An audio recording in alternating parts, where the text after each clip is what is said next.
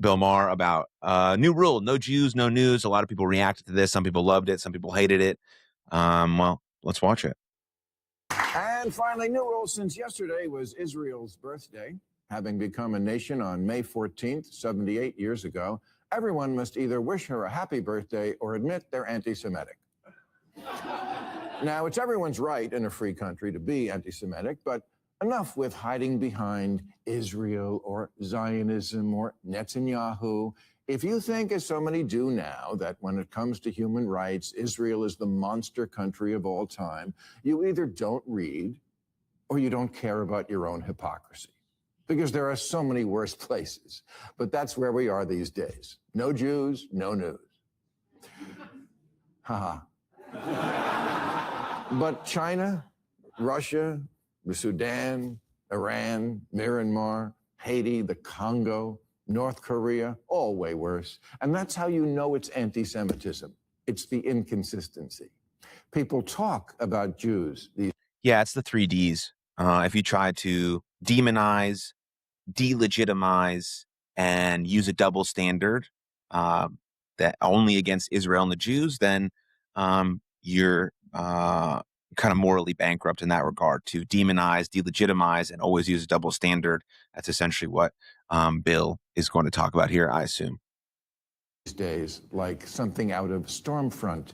Except it's not Stormfront. It's an editor from the American Prospect, which is a venerable liberal publication that launched the careers of journalists like Ezra Klein. And yet no one blinks when one of their editors says, Israel is a brainwashed, psychopathic death cult that might need to be nuked to save the human race.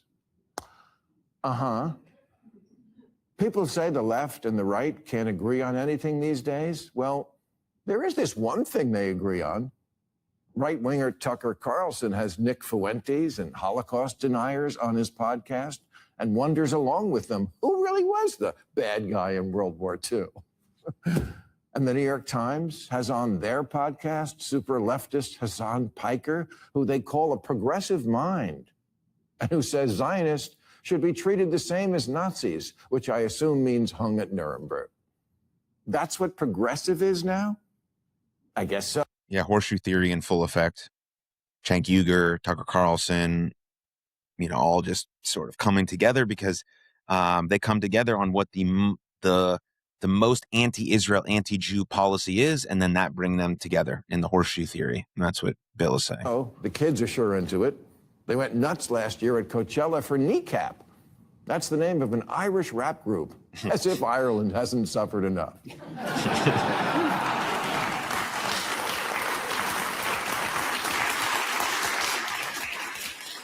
Their stage set is a sign that says, fuck Israel. And then they send a beach ball around the crowd. Again, ha-ha. Because again, Israel is the only country in the world doing anything bad. I see why the meathead manosphere and the Code Pink people are on the same page, because they both went to high school in America and they don't know anything.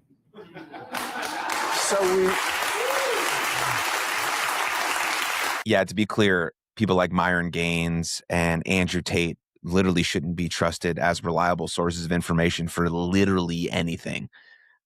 So especially dating women in that regard, because the manosphere, Myron Gaines and Andrew Tate are fucking stupid, and they're cosplay WWE versions of what true men are actually like, because they don't live with virtue or integrity whatsoever. And then, of course, they shouldn't be trusted in regards to geopolitical issues. So we really could someday soon have the tiki torch Jews will not replace us crowd and the Queers for Palestine people working together to elect the next Hitler.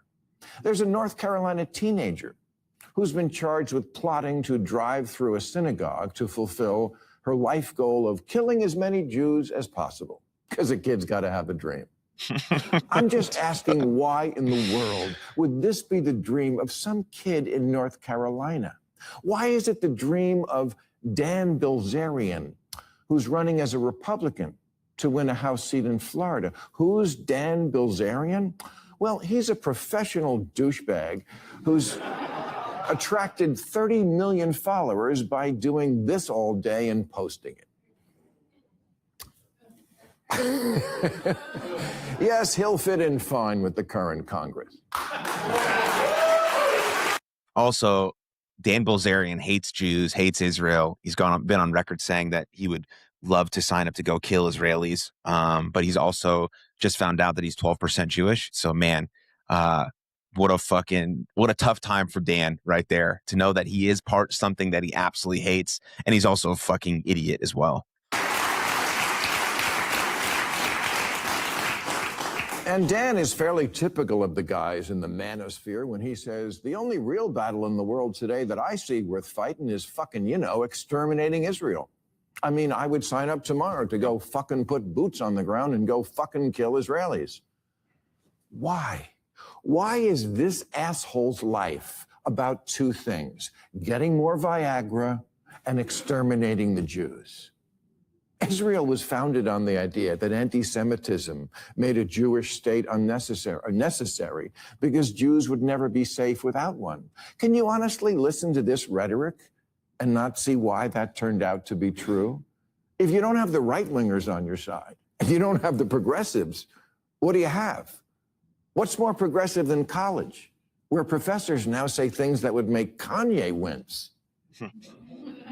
Osman Umgarji calls Zionists bloodthirsty animals. Who's he, the leader of ISIS? No, he's a professor right here in California at UC Irvine.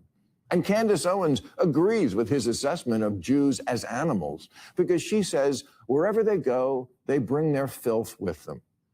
Another professor, Hamid Dabashi, says of Israel's, they have a vulgarity of character that is bone deep and structural to the skeletal vertebrae of its culture. These are the kind of statements Goebbels would have read and said, no notes. I mean, where are the Jewish space lasers when you need them?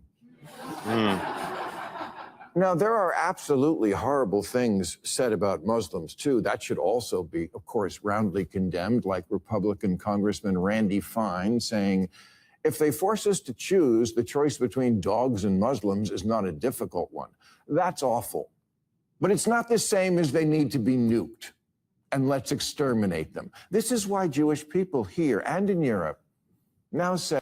Speaking of dogs, the whole IDF soldiers train dogs to rape Palestinians. If anyone believed that, even though that's physically impossible and not a reality, if you believe that, then you're probably just retarded at this point.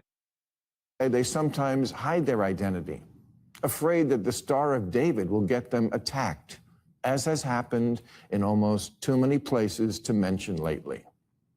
Leave your Star of David at home, but the keffiyeh, you can wear that anywhere. You can wear it to Fiddler on the Roof and you'll get applause. Jew hatred isn't just acceptable now, it's cool. Celebrities love it and make it trendy. It's the new Che Guevara t-shirt. The Islamophobia is just as bad argument is simply a false equivalency. Can you name a Jewish professor who talks about Muslims the way they get talked about? No.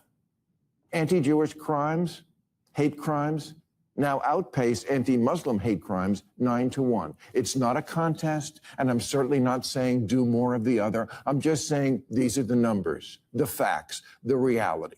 There is a frothing anxiousness for the literal extermination of this one group. And Democrats, where are you? Yeah, he made a good point. It's now not just like, it's a trendy topic, right?